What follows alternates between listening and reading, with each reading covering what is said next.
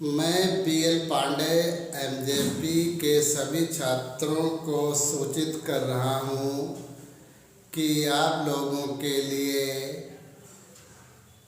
5 साल का unsolved chemistry का मिल जाएगा, जिसके लिए आप हमारे मोबाइल नंबर पर संपर्क कर सकते हैं। मेरा मोबाइल नंबर है 9634959475। इस नंबर पर आप मुझसे कांटेक्ट कर सकते हैं और आपके लिए 5 साल की पूरा अनसॉल्व्ड का सलूशन मिल जाएगा। लेकिन एक बात यह है कि अनसॉल्व्ड के लिए आपको पूरे कोर्स की जानकारी होना आवश्यक है, तभी आपके लिए पूरा अनसॉल्व्ड अच्छी तरीके से समझ में आएगा। और देखा जाए तो 5 साल के अनसॉल्व्ड में पूरा कोर्स ही सम्मिलित हो जाता है और पूरा पेपर 5 साल के अनसॉल्व्ड में फंस भी जाता है। अतः मैं आज 2020 का फर्स्ट अनसॉल्व्ड बीएससी पार्ट 1 का सेकंड पेपर कराने जा रहा हूँ। आप लोगों के लिए मैं एक एक क्वेश्चन कराऊंगा।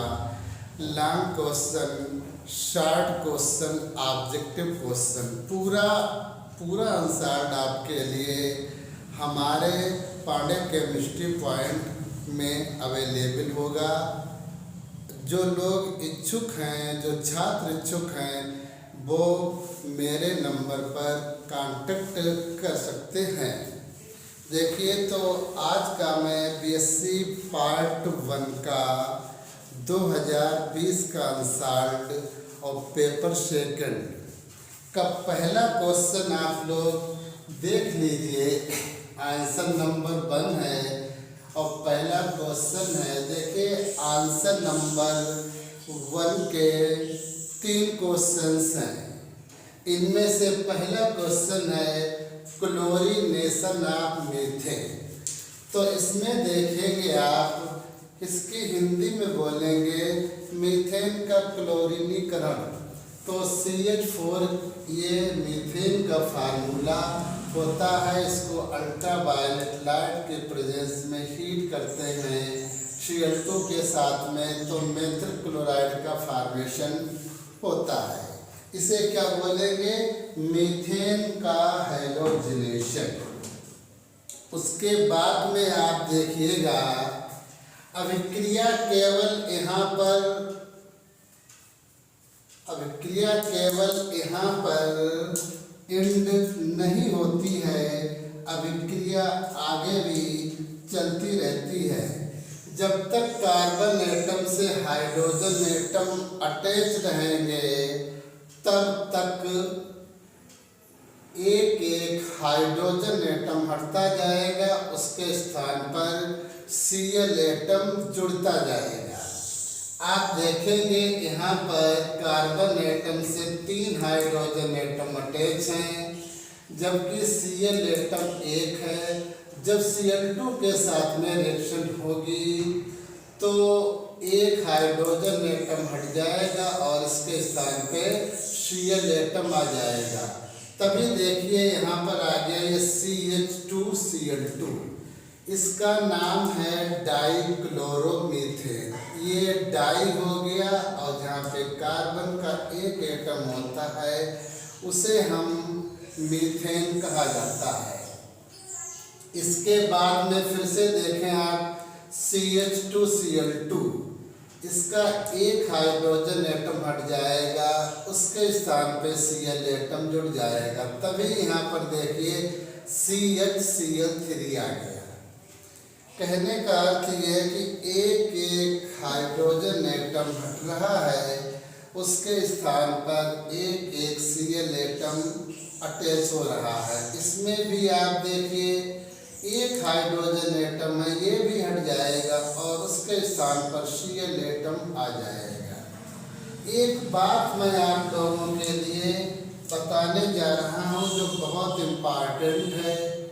इन टोटल अभिक्रियाओं में आपने देखा है कि एक एक हाइड्रोजन एटम हट रहा है, एक एक Cl एटम जुड़ रहा है।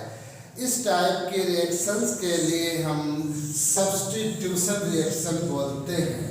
सब्स्टिट्यूशन, जिन्हें हिंदी में हम विस्थापन अभिक्रियाएं भी कहा जाता है। तो आप हमेशा ध्यान रखिए, जो एल्केन्स होती हैं, एल्केन्स हमेशा कौन सी अभिक्रिया शो करती हैं? Substitution reaction. तो ये बात आप लोगों के लिए ध्यान रखनी होगी कि जो सैचुरेटेड मॉलिक्यूल होते हैं वो हमेशा जो है सब्स्टिट्यूशन रिएक्शन शो करते हैं। तो ये सभी टोटल अभिक्रियाएं जो है वो क्या हैं? सब्स्टिट्यूशन, विस्थापन अभिक्रियाएं। क्योंकि हाइड्रोजन एटम हट रहा है और उनके स्थान पर Cl एटम आ रहा है, तो इन्हें हम क्या बोलेंगे? सब्स्टिट्यूशन रिएक्शंस, विस्थापन अभिक्रियाएं। अब इसकी मैकेनिज्म आप देखिए। स्टेप फर्स्ट में क्या होता है? ये Cl2 का मॉलिक्यूल है। देखिए ऑर्गेनिक केमिस्ट्री बहुत ईजी है। जल्दबाजी में आप लोग ऑर्गेनिक केमिस्ट्री नहीं समझ में आएगी। अगर आपने एक पॉइंट पढ़ा है लेकिन वो आप ढंग से आपको पढ़िएगा, क्योंकि एक एक पॉइंट पे 20-20 पॉइंट वेस्ट होते हैं। तो देखिए Cl2 के लिए अगर मैं चाहूँ तो ऐसे भी लिखा जा सकता है, ये Cl। आप जानते हैं कि एक बॉन्ड में इलेक्ट्रॉन 2 होते हैं और Cl2 के लिए ऐसे भी लिखा जा सकता है। बात एक ही है, ये Cl2 अलग अलग नहीं हैं, दोनों Cl2 जो है सेम हैं। तो मैंने मैकेनिज्म में क्या काम किया है कि इस बॉन्ड के स्थान पर 2 इलेक्ट्रॉन रखे हैं, क्योंकि मैकेनिज्म में हमें एक एक बात स्पष्ट करनी पड़ती है। तो बेटा Cl2 ये भी है, Cl2 ये भी है और Cl2 ये भी है, लेकिन मैंने इस फॉर्म में लिखा है जिससे कि पूरी पोजीशन क्लियर हो जाए या स्पष्ट हो जाए। तो आप देखिएगा यहाँ पर होमोलिटिक फिशन हो रहा है, जिस कारण से एक इलेक्ट्रॉन Cl पर आ गया और एक इलेक्ट्रॉन दूसरे Cl पर आ गया। तो आप देख रहे हैं यहाँ पर कौन सी स्पीशीज बन रही है? क्लोरीन फ्री रेडिकल का फॉर्मेशन हो रहा है। फ्री रेडिकल के बारे में आप जानते हैं कि ऐसे स्पीशीज जिस पर एक अनपेयर्ड इलेक्ट्रॉन होता है, ऐसी स्पीशीज फ्री रेडिकल कही जाती है। अब दूसरे स्टेप में क्या होगा? ये फर्स्ट स्टेप में जो फ्री रेडिकल प्राप्त हुआ है, इस फ्री रेडिकल की मीथेन के साथ में अभिक्रिया हो रही है। देखिए ऑर्गेनिक केमिस्ट्री में मेन चीज क्या है कि आप कैसे मॉलिक्यूल को तोड़ोगे। जब आपके लिए मॉलिक्यूल के लिए तोड़ना आ जाएगा, उस दिन ऑर्गेनिक केमिस्ट्री आपको बहुत ही इजी मालूम होगी। तो इसके लिए भी हम देखिए तोड़ रहे हैं मीथेन के लिए। मीथेन का फार्मूला CH4 होता है, लेकिन इसके लिए हम अगर तोड़ें तो CH3 और यहाँ पे एक बॉन्ड लगा दें और यहाँ पे H लिख दें। तो ये भी CH4 है और ये भी CH4 है। देखिए CH3 ये है, एक आपका H ये है, तो ये हो गया CH4। और हम जानते हैं कि एक बॉन्ड में इलेक्ट्रॉन 2 होते हैं, इसीलिए मैंने इस फॉर्म को इस फॉर्म में लिखा हुआ है। देखिए आप जो है तो इनके बीच में बॉन्ड ना लगा के मैंने इलेक्ट्रॉन शो किए हैं, जिससे कि आपको बेहतर समझ में आ सके। अब आप देखिए एक इलेक्ट्रॉन यहाँ पे जाएगा, एक इलेक्ट्रॉन यहाँ पे जाएगा। जब एक इलेक्ट्रॉन इसके पास में जाएगा तो ये बन गया methyl free radical. CH3 methyl होता है, उसके ऊपर अनपेयर्ड इलेक्ट्रॉन है, तब ये बन गया मेथिल फ्री रेडिकल। अब देखिए आप Cl के पास में एक इलेक्ट्रॉन है, एक इलेक्ट्रॉन H के पास में आएगा।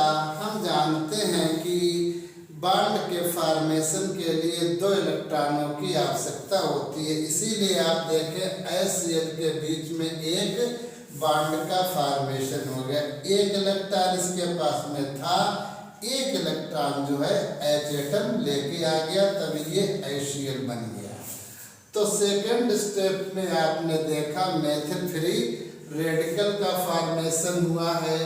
अब स्टेप थर्ड में देखिए मेथिल फ्री रेडिकल की फिर से Cl2 मॉलिक्यूल के साथ में रिएक्शन हुई।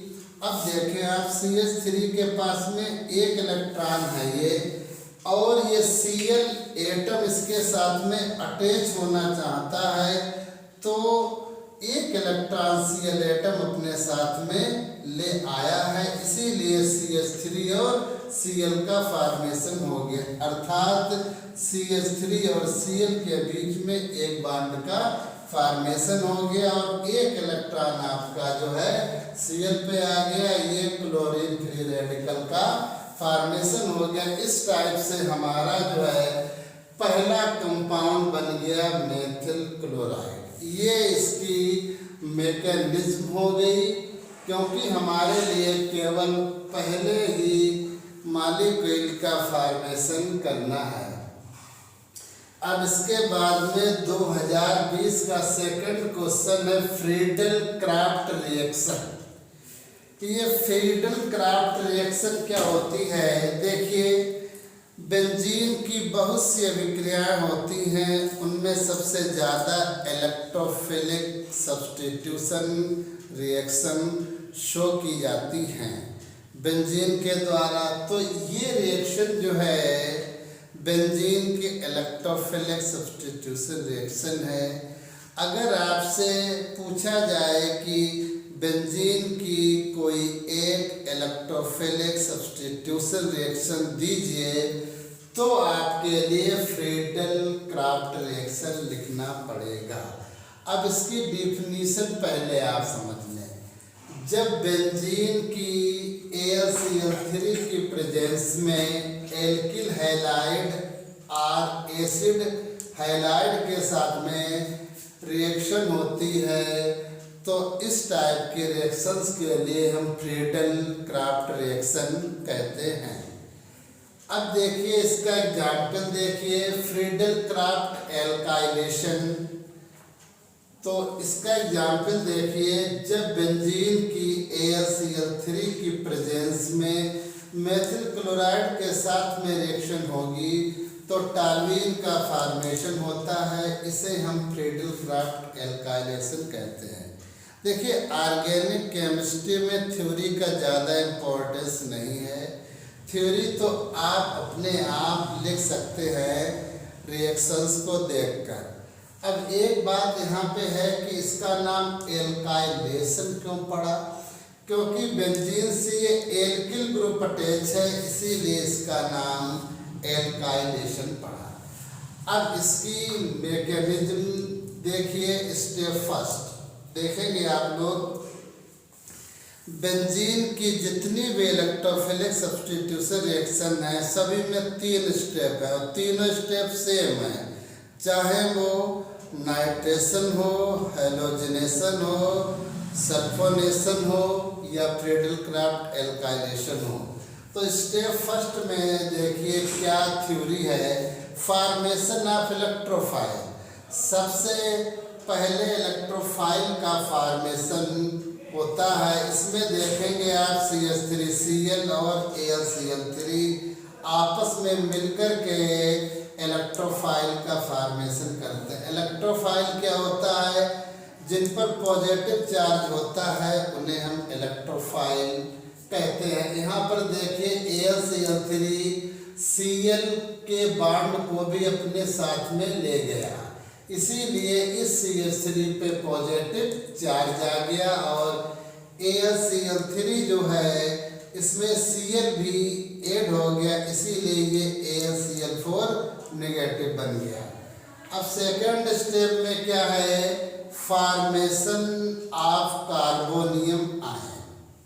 अब आप देखेंगे कि बेंजीन पर इलेक्ट्रोफाइल का अटैक हो रहा है, इसीलिए तो हम इन्हें क्या बोलेंगे, इलेक्ट्रोफिलिक सब्स्टिट्यूशन रिएक्शन, क्योंकि अटैक इलेक्ट्रोफाइल का होगा, इसीलिए तो इलेक्ट्रोफिलिक सब्स्टिट्यूशन रिएक्शन बोलेंगे। तो CH3 के ऊपर पॉजिटिव चार्ज है, इसके पास में कोई भी बॉन्ड नहीं है, इसीलिए ये वाला बॉन्ड टूट जाएगा और इसी वाले बॉन्ड से ये CH3 अटैच हो गया और इस कार्बन एटम से एक हाइड्रोजन एटम भी अटैच रहता है। इस कार्बन एटम की मैंने पूरी पोजीशन स्पष्ट कर दी है। जब ये वाला बॉन्ड यहाँ पर आएगा तो इस कार्बन एटम पर पॉजिटिव चार्ज आ जाएगा और इसका क्या नाम होगा, कार्बोनियम आयन। ऐसा आयन जिसके कार्बन एटम पर पॉजिटिव चार्ज हो उसे क्या बोलेंगे, कार्बोनियम आयन। अब थर्ड स्टेप की अगर बात की जाए तो ये जो है स्टेप थर्ड है। स्टेप थर्ड में देखिए टर्मिनेशन ऑफ प्रोटॉन, अर्थात प्रोटॉन का बाहर निकालना। अब आप देखिए ये हाइड्रोजन आयन के लिए प्रोटॉन बोला जाता है, ये इसके साथ में अटैच हो जाएगा। ये जब हाइड्रोजन इसके साथ में अटैच हो जाएगा तभी ये वाला बॉन्ड जो है वो अंदर आ जाएगा और ये पॉजिटिव चार्ज हट जाएगा और आपका फाइनल कंपाउंड टॉल्यूइन बन जाएगी। अगर इस कंपाउंड के लिए हम तोड़े तो ये वाला कंपाउंड जो है देखिए ऐसे टूटेगा, AlCl3 और प्लस Cl नेगेटिव। इसी Cl नेगेटिव आयन से ये हाइड्रोजन आयन अटैच हो जाएगा, तभी HCl का ये फॉर्मेशन हो गया, AlCl3 आपका बाहर निकल गया। तो ये आपका फ्रीडल क्राफ्ट एल्काइलेशन रिएक्शन हो गई है। सभी सेम रिएक्शन है, कम से कम इस टाइप की रिएक्शनें BSc पार्ट 1 में 10 रिएक्शनें ऐसी हैं जिसमें 3 स्टेप होते हैं और तीनों स्टेप बिल्कुल सेम होते हैं। देखिएगा, फर्स्ट स्टेप में फॉर्मेशन ऑफ इलेक्ट्रोफाइल, दूसरे स्टेप में होगा फॉर्मेशन ऑफ कार्बोनियम आयन और तीसरे स्टेप में होगा termination of proton.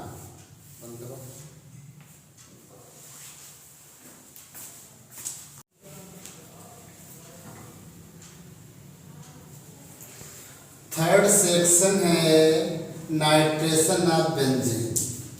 First question में 3 पार्ट थे, ये तीसरा पार्ट है नाइट्रेशन ऑफ बेंजीन। मैंने आपके लिए कहा था कि बेंजीन इलेक्ट्रोफिलिक सब्स्टिट्यूशन रिएक्शन देती है। ये क्वेश्चन बार बार ऑब्जेक्टिव में भी पूछा गया, तो आप ध्यान रखिए कि बेंजीन मोस्टली इलेक्ट्रोफिलिक सब्स्टिट्यूशन देती है। अब देखिए नाइट्रेशन ऑफ बेंजीन, आपके लिए थ्योरी याद नहीं करनी है, रिएक्शन याद करनी है, उसी के आधार पर थ्योरी बनानी है। अब देखिए बेंजीन की कंसंट्रेटेड H2SO4 की प्रेजेंस में कंसंट्रेटेड HNO3 के साथ में रिएक्शन होने पर नाइट्रोबेंजीन का फॉर्मेशन होता है। इस रिएक्शन को हम बेंजीन का नाइट्रेशन कहते हैं। अब इसकी मैकेनिज्म में स्टेप फर्स्ट में देखिए वही थ्योरी है जो मैंने फ्रीडल क्राफ्ट एल्काइलेशन बताई थी, फॉर्मेशन ऑफ इलेक्ट्रोफाइल। सबसे पहले स्टेप में HNO3 H2SO4 आपस में मिलकर के NO2 पॉजिटिव का फॉर्मेशन करेंगे। इसके लिए हम इलेक्ट्रोफाइल कहते हैं। ऐसे स्पीशीज जिस पर पॉजिटिव चार्ज हो उसे हम इलेक्ट्रोफाइल बन गया। स्टेप सेकंड में देखिए फॉर्मेशन ऑफ कार्बोनियम आयन।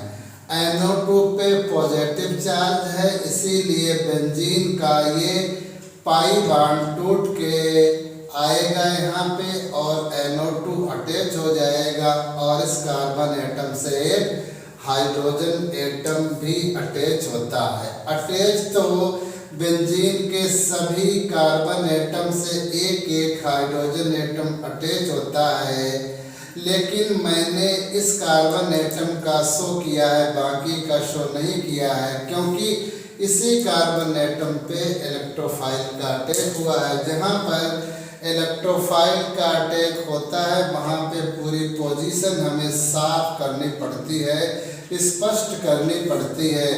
तो अब इस कार्बन एटम पे पॉजिटिव चार्ज आ गया, अब इसका नाम कार्बोनियम आयन हो गया। अब स्टेप थर्ड में देखिए टर्मिनेशन ऑफ प्रोटॉन।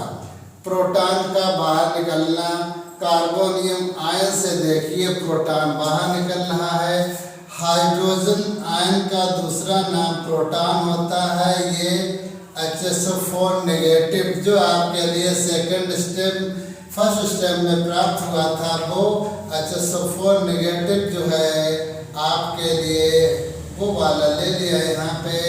और इसके बाद में हाइड्रोजन आयन इससे अटैच हो गया। अटैच होने के लिए बॉन्ड खुद है, तभी ये H2SO4 बन गया।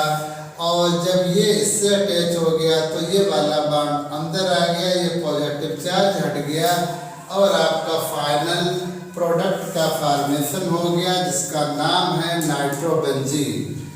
ये फर्स्ट क्वेश्चन के 3 पार्ट थे, तीनों पार्ट हो गए। मैंने आपसे कहा भी है कि 5 साल का अनसाइंड में पूरा पेपर आ जाता है। अब इसके बाद में फर्स्ट क्वेश्चन का आर में भी 3 पार्ट है, अथवा के भी 3 पार्ट है। तो सबसे पहला है, उन्होंने शॉर्ट नोट पूछा है ज्योमेट्रिकल आइसोमेरिज्म, ज्यामितीय समाभिन्नता होती क्या है। सबसे पहले आप देखिए ज्योमेट्रिकल आइसोमेरिज्म ऐसे मॉलिक्यूल्स में पाई जाती है जिन मॉलिक्यूल्स में कार्बन कार्बन के बीच डबल बॉन्ड होता है। पहली बात तो आपको ये ध्यान रखनी है, ऐसे मॉलिक्यूल जिनमें कार्बन कार्बन के बीच में डबल बॉन्ड होगा तो उन मॉलिक्यूल्स में ज्योमेट्रिकल आइसोमेरिज्म पाई जाएगी। अब आप देखिए ये दोनों कार्बन एटम कौन से स्टेट में है, sp2 इनमें हिब्रिडाइजेशन है। हिब्रिडाइजेशन तो निकालना आता ही होगा आपके लिए। ऐसा कार्बन एटम जिससे 3 सिग्मा बॉन्ड अटैच होते हैं वहाँ पे sp2 हिब्रिडाइजेशन होता है। इस कार्बन एटम से 3 सिग्मा बॉन्ड अटैच हैं, 1 2 3। इसीलिए दोनों carbon atom sp2 hybrid state में है। दोनों कार्बन एटम के बीच में डबल बॉन्ड है और इसमें एक सिग्मा बॉन्ड है, एक पाई बॉन्ड है। सिग्मा बॉन्ड के फॉर्मेशन में क्या होता है, दोनों कार्बन एटम की sp2 हाइब्रिड ऑर्बिटल आपस में हेड टू हेड ओवरलैपिंग करती हैं, जिससे सिग्मा बॉन्ड का फॉर्मेशन होता है। जबकि पाई बॉन्ड के फॉर्मेशन में दोनों कार्बन एटम की अनहाइब्रिड ऑर्बिटल की साइड वाइज ओवरलैपिंग होती है, उसके द्वारा पाई बॉन्ड का फॉर्मेशन होता है। ये आपकी ज्योमेट्रिकल आइसोमेरिज्म हो गई है। और एक बात का ध्यान रखना है, ज्योमेट्रिकल आइसोमेरिज्म उन मॉलिक्यूल में पाई जाती है जिन मॉलिक्यूल में डबल बॉन्डेड कार्बन एटम से डिफरेंट ग्रुप अटैच होते हैं। इस कार्बन एटम से आप देखिए ए अटैच है, बी अटैच है, अलग अलग अटैच हैं। तो इस मॉलिक्यूल में कौन सी होगी, ज्योमेट्रिकल आइसोमेरिज्म। अगर इस मॉलिक्यूल में मान लिया डबल बॉन्डेड कार्बन एटम से सेम एटम अटैच हैं, तो इस मॉलिक्यूल में ज्योमेट्रिकल आइसोमेरिज्म नहीं पाई जाएगी। तो इस बात का आपके लिए ध्यान रखना होगा। ये कौन सा कार्बन एटम है? Double bonded carbon atom. तो जब डबल बॉन्डेड कार्बन एटम से डिफरेंट एटम और ग्रुप अटैच होते हैं तो वहाँ पर ज्योमेट्रिकल आइसोमेरिज्म पाई जाती है। इस आइसोमेरिज्म को सिस और ट्रांस आइसोमेरिज्म भी कहा जाता है। देखिए कैसे कहते हैं हम। हमने एग्जाम्पल लिया है C2A2B2 मॉलिक्यूल। ये एक जनरल एग्जाम्पल है। जब डबल बॉन्डेड कार्बन एटम के एक साइड में सेम एटम अटैच होते हैं तो उसके लिए कहेंगे हम सिस फॉर्म। लेकिन जब डबल बॉन्डेड कार्बन एटम के एक साइड में डिफरेंट ग्रुप अटैच होते हैं तो उसे हम ट्रांसफॉर्म कहते हैं। ये बात आपको ध्यान रखनी पड़ेगी। इसका नॉमेनक्लेचर भी इसी टाइप से किया जाता है। जब डबल बॉन्डेड कार्बन एटम के एक साइड में सेम ग्रुप अटैच हों तो उसे बोलेंगे सिस फॉर्म, और जब डबल बॉन्डेड कार्बन एटम के एक साइड में डिफरेंट एटम अटैच हो तो उसे हम ट्रांसफॉर्म। तो ये तो एक जनरल एग्जाम्पल था। अब आप दूसरा एग्जाम्पल देखिए। इन दोनों का मॉलिक्यूलर फार्मूला सेम है लेकिन फिर भी इनमें अंतर है। यहाँ पर देखिए डबल बॉन्डेड कार्बन एटम के एक साइड में सेम एटम है, इस साइड में सेम कार्बोक्सिलिक ग्रुप है, इसीलिए इसकी फॉर्म है सिस और इसे हम बोलेंगे मैलिक एसिड। यहाँ पर देखिए डबल बॉन्डेड कार्बन एटम के एक साइड में डिफरेंट एटम या ग्रुप अटैच हैं, इसीलिए हम इसके लिए ट्रांसफॉर्म बोलेंगे। तो ये आपकी ज्योमेट्रिकल आइसोमेरिज्म पे उन्होंने शॉर्ट नोट पूछा था। दूसरा टॉपिक है ओजोनोलिसिस, ओजोनीकरण। तो इसमें हम आप जानते हैं कि ओजोनोलिसिस जो है वो एल्कीन में पाया जाता है। तो सबसे पहले मैं आपको डिफिनीशन बताऊंगा कि ओजोनोलिसिस होता क्या है, उसके बाद में मैं आपके लिए एग्जाम्पल दूंगा। देखिए ऑर्गेनिक केमिस्ट्री के लिए आपके लिए समझना है, रटना बिल्कुल भी नहीं है। तो आप देखेंगे कि कैसे ओजोनोलिसिस की डिफिनीशन है। पहले हम एल्कीन लेंगे और एल्कीन की जब ओजोन के साथ में रिएक्शन होगी तो क्या बनेगा? ओजोनाइड बनेगा। अब ओजोनाइड की जब H2O के साथ में रिएक्शन होगी और जिंक डस्ट की प्रेजेंस है तो बनेगा कार्बोनिल कंपाउंड बनेगा। कार्बोनिल कंपाउंड क्या होते हैं ये बात हमेशा ध्यान रखने वाली है। कार्बोनिल कंपाउंड वे होते हैं एल्डिहाइड्स एंड कीटोन्स के लिए हम कार्बोनिल कंपाउंड्स कहते हैं।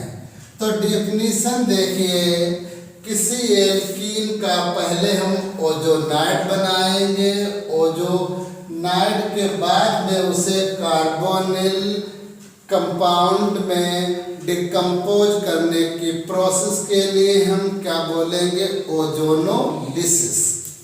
देखिए फिर से डिफिनीशन, किसी एल्कीन का ओजोनाइड बनाकर कार्बोनिल कंपाउंड में डिकम्पोज करने की प्रोसेस को या तोड़ने की प्रोसेस के लिए हम ओजोनोलिसिस कहेंगे। अब आप देखिए पहला एग्जाम्पल है एथिलीन का, हमें ओजोनोलिसिस करना है तो ओजोन के साथ में रिएक्शन होगी। ओजोन में 3 मॉलिक्यूल होते हैं। देखिए कोई भी एल्कीन हो तो उसका कैसे ओजोनोलिसिस होगी। थीम एक ही हो, भले एल्कीन डिफरेंट टाइप के हों। तो आप देखिए जहाँ पर डबल बॉन्ड होता है वहाँ से हम डबल बॉन्ड हटा देते हैं, एक एल्कीन एक ऑक्सीजन ऊपर लगा देते हैं, 2 ऑक्सीजन नीचे लगा देते हैं। ये सभी में प्रोसेस होगी। इस टाइप से ओजोन के 3 मॉलिक्यूल अटैच हो जाते हैं और ये बन गया एथिलीन का ओजोनाइड, जिसका पूरा नाम है एथिलीन ओजोनाइड। अब H2O के साथ में रिएक्शन होगी, जिंक डस्ट की प्रेजेंस है। तो आप देखिए एक मॉलिक्यूल तो ये बन जाएगा H2O, एक मॉलिक्यूल आपका ये बन जाएगा, ठीक है। H2O के साथ में ये वाला मॉलिक्यूल अटैच होकर के H2O2 में चेंज हो जाएगा। अब ये CH2O मॉलिक्यूल होता क्या है ये देखें आप। CH2O अगर इसके लिए हम ऐसे लिखेंगे तो ये फॉर्मल्डिहाइड होता है, ये इसका मॉलिक्यूलर फार्मूला होता है, ये इसका स्ट्रक्चरल फार्मूला होता है। इसमें देखिए एक कार्बन है और आपके ये 2 जो है हाइड्रोजन एटम है, एक ऑक्सीजन है।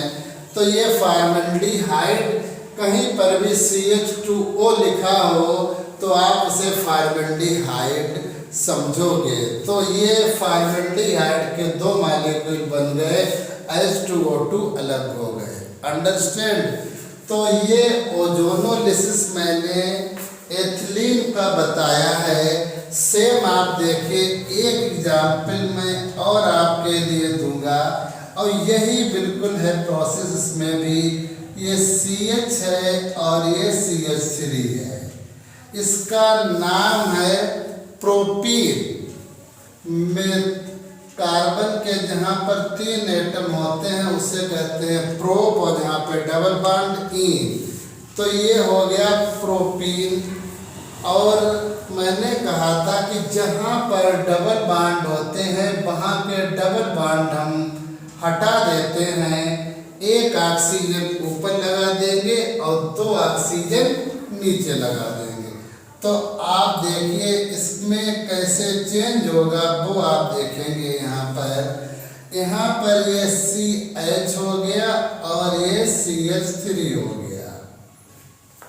ये देखेंगे आप, ऐसे मैंने लिखा है CH3 CH, और जहाँ पे डबल बॉन्ड होता है डबल बॉन्ड के लिए हटा दिया जाता है, ठीक है। फिर वही प्रोसेस है, H2O जिंक डस्ट के साथ में रिएक्शन होगी तो आप देखेंगे कि ये वाला ऑक्सीजन H2O के साथ में H2O2 का फॉर्मेशन कर लेगा। तो एक कंपाउंड आपका ये बन जाएगा, एक कंपाउंड ये बन जाएगा। CH3CHO क्या होता है, एस्टल्डिहाइड है। तो CH3COOH आपने एस्टल्डिहाइड लिख दिया। और ये CH2O क्या होता है, ये फॉर्मल्डिहाइड। हमने अभी आपके लिए बोला था कि जहाँ पर CH2O हो तो उसके लिए हम ऐसे लिखेंगे, ये फॉर्मल्डिहाइड होगा और प्लस जो है H2O2 आपका बाहर निकलेगा।